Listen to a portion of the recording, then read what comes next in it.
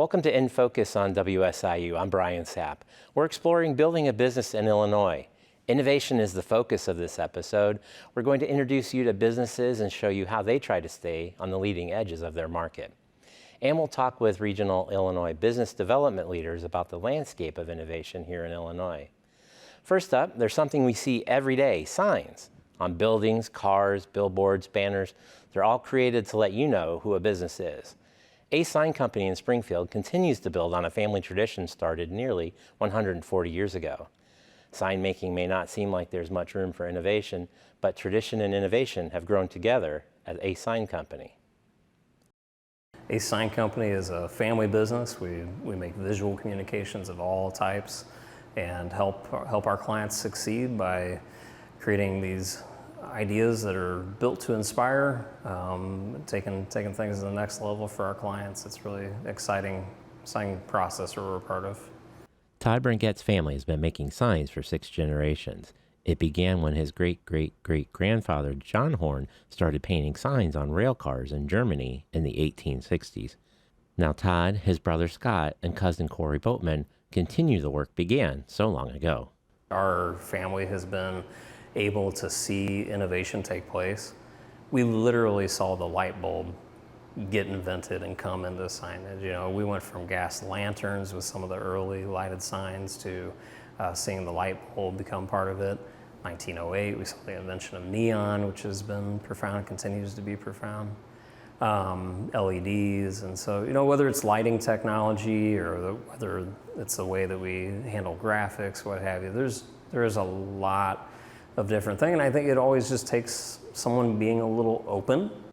Sign making has definitely changed over the last 80 years, but the goal has stayed the same, helping businesses communicate who they are, and that's where they start with their clients. We're in the sign industry. You'll notice that there are some folks that maybe they're the decal guy, maybe they are the big crane truck install guy. And in our scenario, we kind of do it all. It's definitely makes for a challenge to be able to wrangle all together all of those skill sets. But at the end of the day, it's a real blessing, and it's a great thing for our clients to be able to have a one-stop shop. You know, so whether I need a vehicle graphic real quick, or I need a sign for a golf outing, or I need a big Vegas-style high-rise sign or a theater marquee, I mean, huge window, but we do all of that for our clients. Once they figure out that design, the work moves out to their production facilities. Todd takes us to the graphics department to show us some of the ways they can make these signs come to life. Graphics makes up a huge part of what we do. It might be a simple little sticker that you're buying, it might be a quick banner, golf outing sign, or it could be a little finishing touch on a big high-rise sign. It could be any one of those things. So they're from wall murals to vehicle graphics, all kinds of different applications.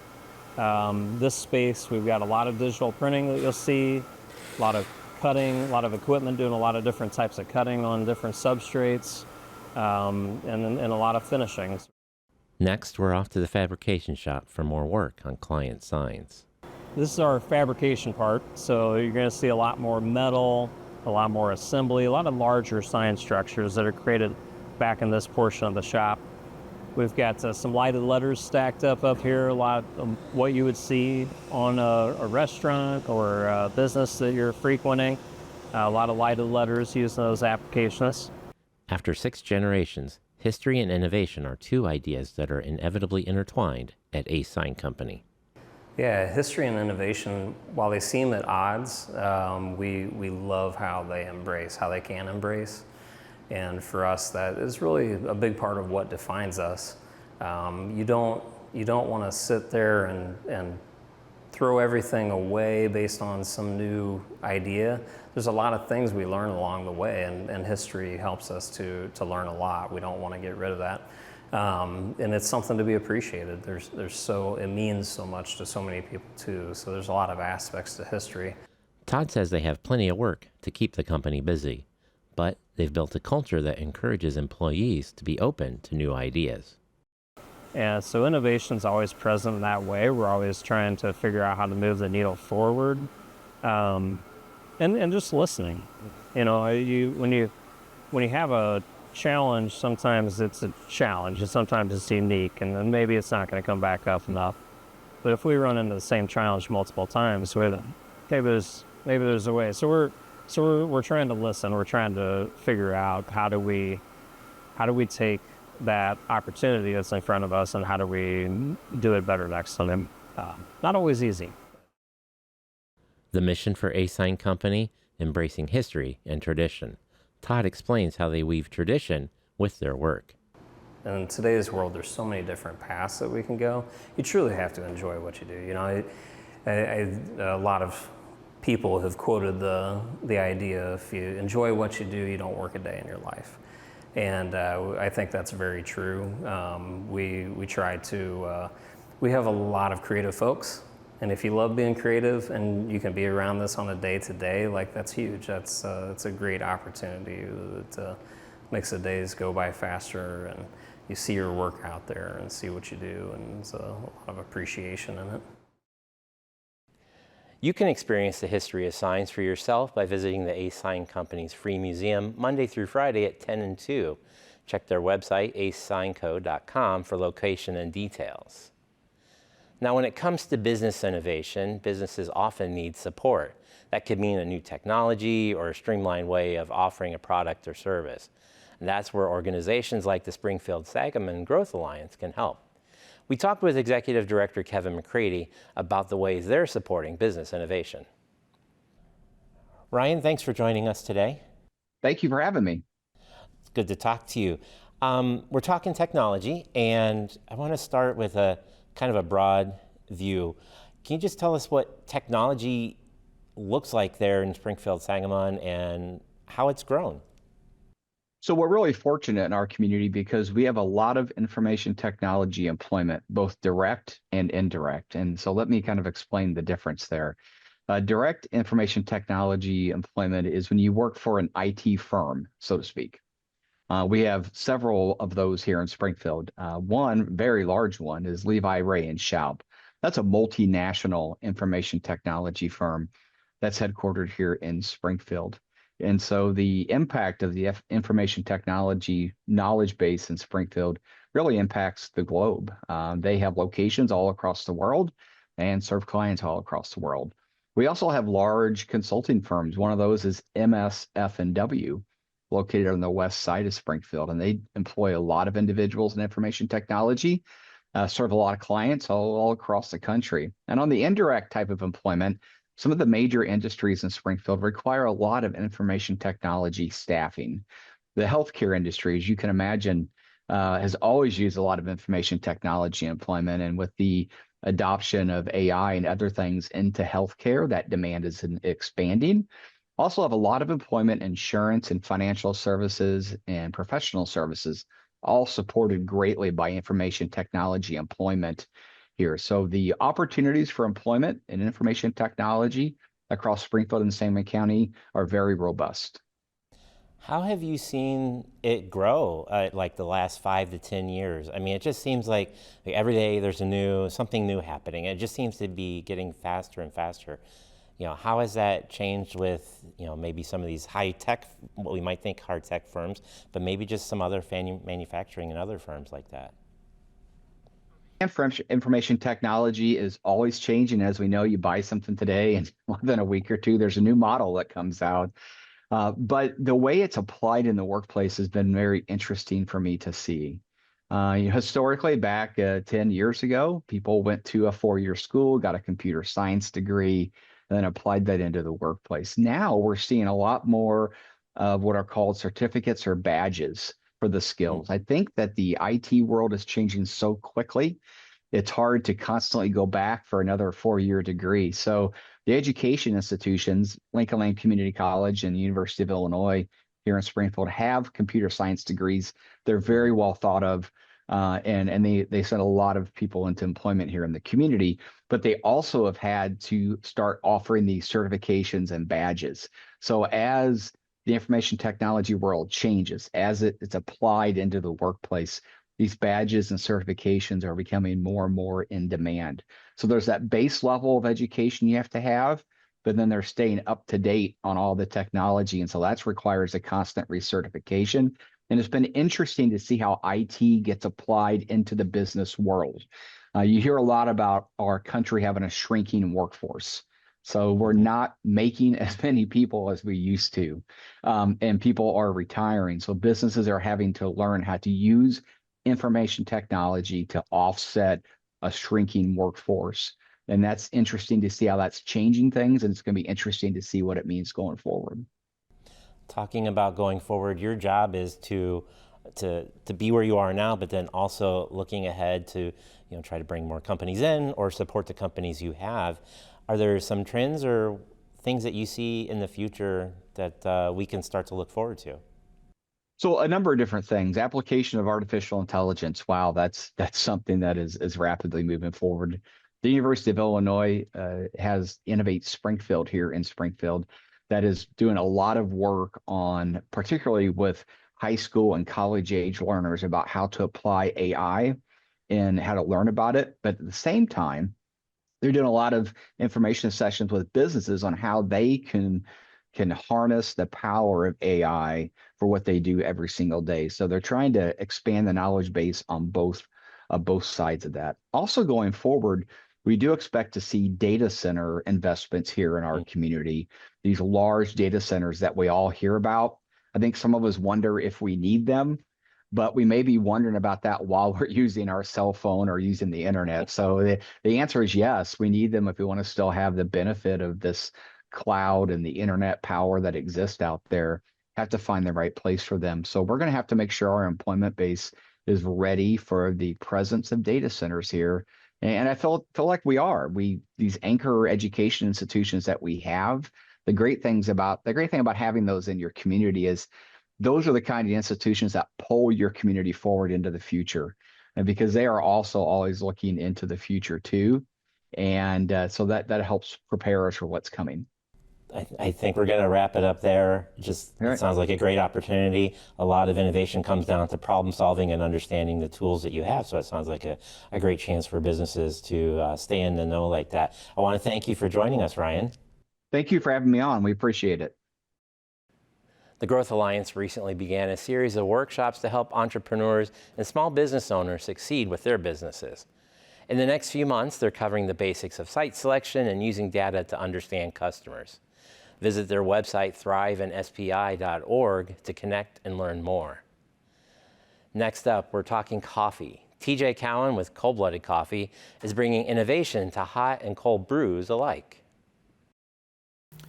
Ethiopian has a really cool, almost citrusy shade to the coffee. Again, the soil is very acidic, which creates natural fruit notes. With the way TJ Cowan explains how he roasts the best coffee, you can't quite be certain if it's his love of the coffee that makes him excited or if he's had one too many cups. Once you get to know TJ, you could find out it could be either one or both. TJ only started drinking coffee 8 years ago at the age of 33. I didn't grow up drinking coffee. I was 33 before I started, but once I started, it was like, oh man, look what I've been missing. So I just started with cold brew. And what is it? Why is it good? Why is it different? What makes a good versus a bad? And we started jumping into those details. And I just had a feeling that if you really pay attention to details, that I could make something at home where I wasn't spending a bunch of money out, and it sort of just took off. It's part of his personality, but paying attention to details, asking questions, and looking for efficiency is something he learned when he earned his degree in industrial engineering. He honed those skills working for Toyota, the Department of Defense, and local hospital systems. One day he decided he wanted to apply those skills to something of his own, and that's where the roasting and brewing of coffee all came into play. So really, it started because I wanted to start doing something at home and saving some money and just being more efficient. And what the magic that happened was by creating something that was efficient and cost affordable for me and with good quality, ended up being something that the community needed as well, and brought us. TJ and his wife launched Cold Blooded Coffee in 2017. In January 2020, they signed the lease for their first brick and mortar store in Murfreesboro. Because of the pandemic, it would take 11 months before they could open the doors. That time forced Cold Blooded to reach out to the community in other ways and learn what was working and what wasn't. So really, it started because I wanted to start doing something at home and saving some money and just being more efficient. And what the magic that happened was by creating something that was efficient and cost affordable for me and with good quality, ended up being something that the community needed as well. Since then, TJ's continued innovating, trying to improve their offerings. We really lean into what's hard and what's expensive, because normally the answer is, how do you get to be the best? Well, that's super hard and it's super expensive, and most people shy away from it. We lean into it, and what we've learned is if you really know every detail of the process, it won't stay hard. And there's a better way and a more efficient way to do something without cutting cost or cutting quality. So we actually chase hard, which our employees don't appreciate in the beginning, but they've learned the culture and understand to be the best. You have to do the best plus, and do it in a very easy way that is sustainable. So for us, that's what we are known for. And he's found out you don't get there without taking some chances and changing your mindset on failure. Every successful person that we know has gotten to where they are through failures. And you're right, the mindset of failures is not to avoid them, but to have as many as possible. And the big part of my job is to make sure that when I communicate with our employees that failures are okay, they're actually expected.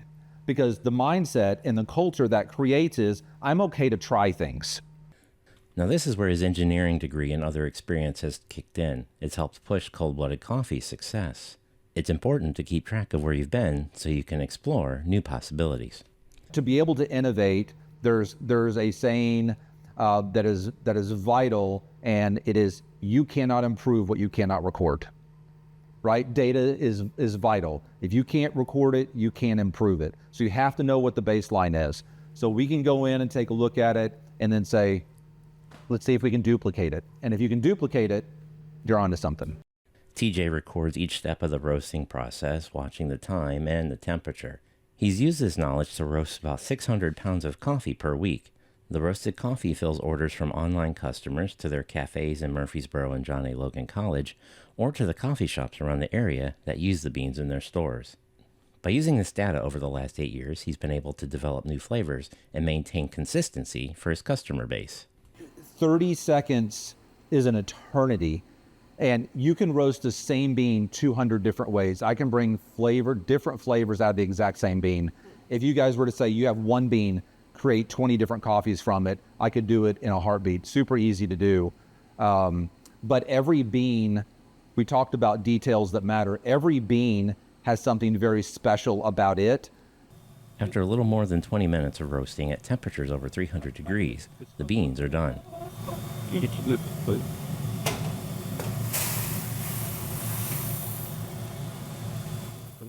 From here, the beans are bagged up, ready for making that perfect cup. It's a mixture of art with science. TJ uses creativity to make the science give him a product he can be proud of. What you're left with is a phenomenal Ethiopian blonde roast. So we sell this as a bright side that's 100% single origin, or we mix it into a half Colombian, half Ethiopian, which was my favorite, called Tatted Barista. So you get a little bit of chocolate notes, you get a lot of the Ethiopian fruit notes. After seeing TJ work, you come away with an understanding that his excitement is genuine. But you also learn that it comes from a love of the craft and being caffeinated. I love what I do because it takes God's gifts that he's given me and allows me to use them in a very creative way. And I get to drink a lot of caffeine in the process. You can find Cold Blooded Coffee at their stores in Murfreesboro and John A. Logan College, or you can find them online at coldbloodedcoffeeandroastery.com. Business growth doesn't just happen on its own. It takes a lot of effort and resources for success. SI Now serves the economic development needs in the 17 counties in Southern Illinois. I talked with SI Now's Executive Director, Deb Barnett, about their role in supporting business growth in the region. Deb Barnett, thanks for joining us. Glad to have you here on Building a Business. You're the Executive Director of SI Now, Southern Illinois Now. Can you tell us a little bit about what SI Now is, what they do, and who they serve. Of course. So SI Now is an economic development organization. We cover the 17 southernmost counties in Illinois. And appropriate to our topic today, one of our priorities, actually our top priority, is business growth and making sure our existing businesses are strong, growing, and staying in Southern Illinois, and also attracting new business and jobs to the area. We also make sure that we have a strong talent pipeline, so workforce is a priority, and then marketing is our third priority, just really marketing the Southern Illinois region as a whole. Okay. Let's talk about that. We're talking about growth, innovation in this episode. How are those two linked? Can you have growth without innovation? That's a good question. I think the two do go hand in hand. Lots of innovation happening in Southern Illinois. Of course, I think of right here at SIU Carbondale, we have the Office of Innovation and Economic Development, our Small Business Development Center, Apex Accelerator that helps with government contracting, Small Business Incubator, SIU Edwardsville has their International Trade Center. So many resources to help businesses thrive and innovate and grow and think of new ways of doing things. Okay. When I say innovation, I think it can mean lots of things. I've tried to, as I've put this show together, I want to kind of keep it general. What is innovation, and what are some of the ways that can manifest itself? Yeah, that's a great question. I think innovation for me, I just think of progress, right? Okay. And new, and it doesn't have to be a big jump. It could be just something, an incremental change. I think of manufacturing a lot also when I think of innovation. I was in a meeting recently where someone said, even communicating what manufacturing is to our youth, it is no longer a factory and a plant floor. It is a facility, it's a high-tech facility. And so that, when I think of innovation in manufacturing, there's a lot of innovation happening in manufacturing with automation, with robotics, and really high-tech solutions to the work they do every day. For your mission, how do you guys try to be innovative at SI Now? What's that look like for you guys? Yeah, I think even starting with a 17 county region was a bit innovative. When I share that with some of my colleagues around the country and in the state, they say, wow, 17 counties, that's a lot. And SI Now actually won a national award for our regional partnerships through the International Economic Development Council. So that tells me that what we're doing is unique and innovative. Really focusing on that regional approach and everyone rowing in the same direction is innovative in and of itself. It's not common, I should say. Okay, your background, you've spent a lot of time working in economic development, thinking about best practices, just growing a business. What are maybe some ideas for those people that are watching? Either they want to look at other businesses being innovative, or somebody has their own business and they want to grow. What are some ways to be open to innovation, and how do you spur that? Yeah, that's a great question. And I would first say to realize that they're not in this alone. Okay. So all of those resources that I mentioned at the start are available to them and at no cost. So I think that's really important. I also think getting connected with the business community and not being afraid to ask the questions. So many people think they have to have it all figured out. Nobody has it all figured out. So really connecting and diving into some of those lessons learned from other business owners and other companies, but also what's going on in the field. There are many trade organizations, depending on the industry, that folks can tap into. But just the idea, the concept, and getting started, I would definitely start with your local Small Business Development Center. Again, I mentioned that's here at SIU Carbondale, but those are around the state and around the country. Yeah, they just celebrated their 40th year. They sure so did. That was very cool. Talk about asking for help. How do you get connected with people that might need help? Yeah, we receive direct inquiries all the time. One of the things that we really try to do at SI Now, and that the people who had the initial discussions for what became SI Now really emphasizes that we not duplicate efforts. So we have partners all throughout the region and throughout the state. So when we receive a call for help, One of the first things that we do, there's actually a book called Ask Who, Not How. So we ask who can help this person. And we really try to refer out to our partners that do that work. And if there's no one that does that, then we certainly dive in and do our best to help them.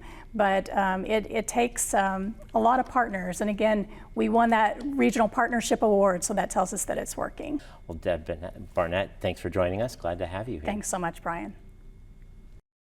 You can connect with SI Now and sign up for their monthly newsletter at southernillinoisnow.org.